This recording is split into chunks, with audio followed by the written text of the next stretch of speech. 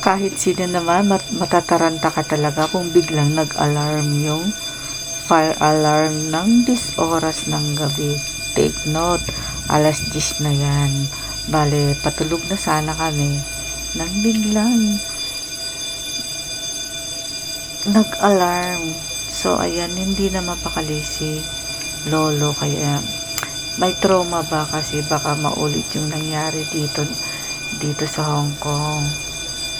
So, ayan, tingin-tingin siya kung lumabas din yung mga kasama namin sa building, pero wala naman. So, ako naman, nataranta na rin, sumilip din ako sa bintana, pero wala namang